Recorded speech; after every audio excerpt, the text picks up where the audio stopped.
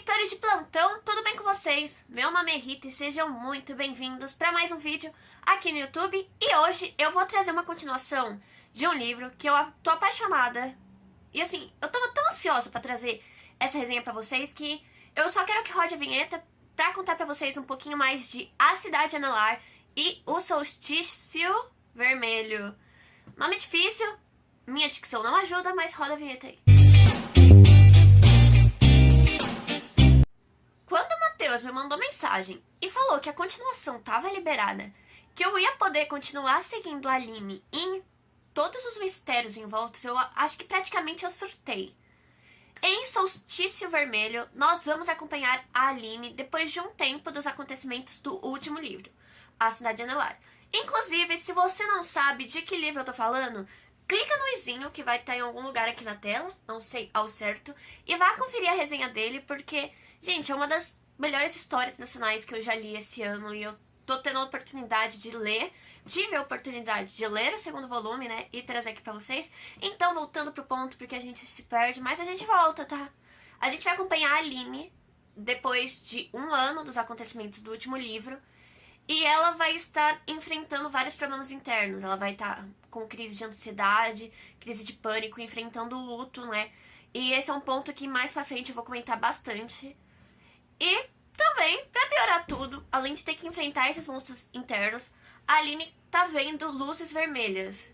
Só que tudo piora quando essas luzes vermelhas começam a mostrar projeções pra ela e ela começa a ser levada pra outros lugares. Nesse momento, ela vai olhar e vai falar, ok, não dá pra lidar com isso sozinha, eu preciso de ajuda. E ela contou pros seus amigos e é aí que a nossa história vai ser desenvolvida, é aí que nossa história vai começar. Vamos contar um pouquinho mais da história.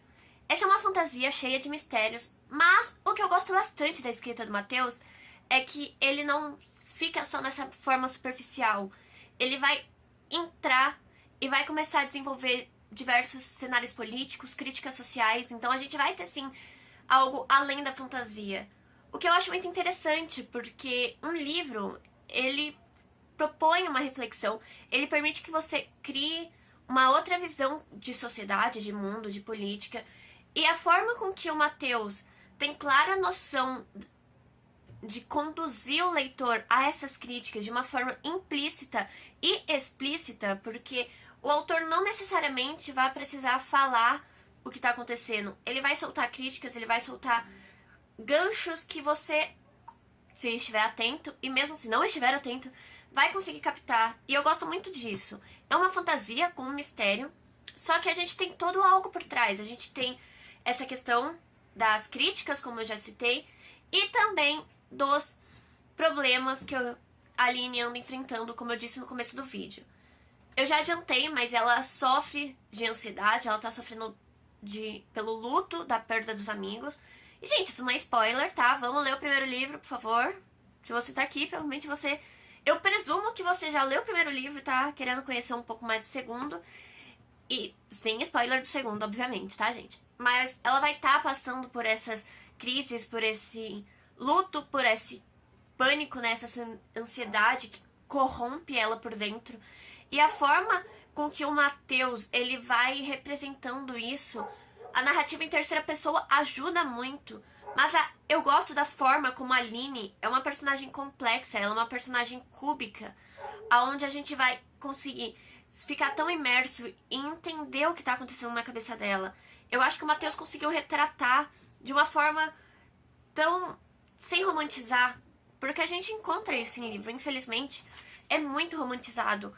As crises de ansiedade, as crises de pânico, o luto, a maneira crua, realista, com que o Matheus consegue desenvolver toda essa história, toda essa complexidade que é a Aline, isso me cativa. Isso faz com que essa obra seja muito importante pra mim, porque quem sofre, aí eu vou deixar um adendo, pode ser um gatilho, tá? Então, se você é leve pra esse tipo de assunto, por favor, gente, evita, porque pode sim te dar gatilho. E eu tô falando isso não pra prejudicar o autor, mas pelo meu papel social aqui. Então, sim, esse livro pode dar gatilho, mas a forma com que o Matheus retratou foi muito consciente, muito acolhedora. se você sofre de alguma dessas crises, como é meu caso, você vai entender, você vai se identificar com a Aline. Então, esse cuidado que o autor teve no desenvolvimento dos personagens, eu acho que ele é tão marcante que eu não poderia deixar de falar, não poderia deixar de comentar e trazer pra vocês, porque foi algo que me pegou durante a leitura. Não tem... A gente tem um desenvolvimento tão claro da Aline, e muito disso por conta da gente conhecer o interno dela. A gente conhece as vitórias, a gente conhece as derrotas, e eu gosto desse misto de realidade e ficção que o autor proporciona. Eu gosto de como ele toca na sua alma com a escrita dele. Eu já falei antes, mas eu vou repetir. Eu acho bastante que a criatividade do Matheus em conseguir criar mundos novos, personagens complexos. Gente, os personagens secundários desse livro são, tipo, extremamente cativantes. Eu adoro eles. Eu falei isso no primeiro volume e eu vou repetir. Essa saga, essa trilogia, porque são 3 livros, tá? Eu tô falando aqui do segundo. Mas essa trilogia me lembra muito O Lar da Senhorita Peregrine. Então, ela me dá um conforto, porque foi uma saga, né? O Lar da Senhorita Peregrine, que eu conheci quando eu era criança. E tá tendo contato com a cidade anelar, com essa forma de pensar, com essa forma de escrita que o Matheus proporciona, tá sendo reconfortante, tá sendo algo que eu tô curtindo. Eu estou extremamente ansiosa pro 3º volume. E eu queria, assim, nem tudo são flores, né? O autor, ele dá diversos plots ao longo do livro, o que é um ponto muitíssimo positivo. Mas eu confesso que, assim, o plot final me deixou um pouco... Tá bom? Eu já tava imaginando que seria dessa forma. Então, o plot final pra mim poderia ser diferente, mas não que isso seja ruim. Afinal, a gente tem um 3º livro e eu tô muito, muito, muito ansiosa pro que vai acontecer nele. Vou trazer resenha, sim, vocês querendo ou não, mas eu vou trazer resenha, porque eu gosto muito de A Cidade Anelar, eu gosto muito do que ela representa, eu gosto muito da forma com que o Matheus conduz as histórias dele, conduz as narrativas. O livro tem 500 páginas, é um livro complexo, tá? A gente vai ter bastante descrição. No começo do livro, a gente tem um resumo do que acontece no primeiro volume. Então isso pra mim foi muito bom, porque eu li A Cidade Anelar no começo do ano, e por mais que eu tenha gostado muito da obra, tem detalhes que a gente acaba, esquecendo. A gente lê bastante, você, leitor, lê bastante, a gente vive muita coisa, então o autor trazer esse resumo prévio foi um detalhe que eu achei muito importante pra gente conseguir entender e dar continuidade à história. Então tá aqui um ponto positivo da obra. Mas o plot final deixou a desejar, ao meu ver. Não que interfira na minha experiência.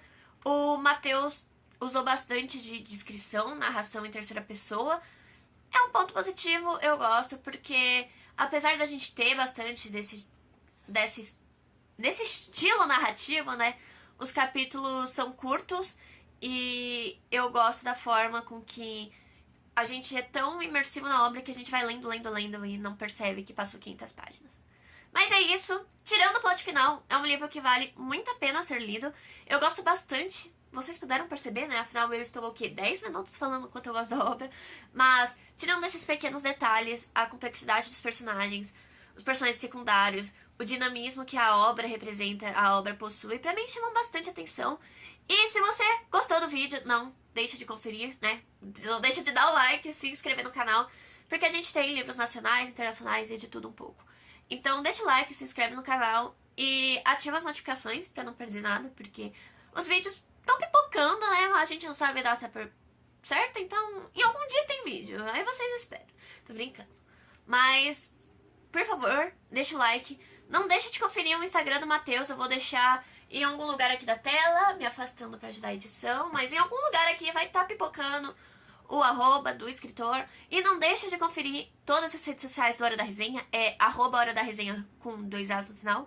Tá tudo na descrição. Na descrição tem o link no Instagram do autor, o link de todas as nossas redes sociais e também o link pra você adquirir a obra, que está disponível gratuitamente pelo Kindle Unlimited. Pois é, gente. E tem o volume físico em todas as grandes lojas e revendedoras de livro. Então, por favor, não deixe de conferir. Muito obrigada se você assistiu até aqui. Até o próximo vídeo e tchau!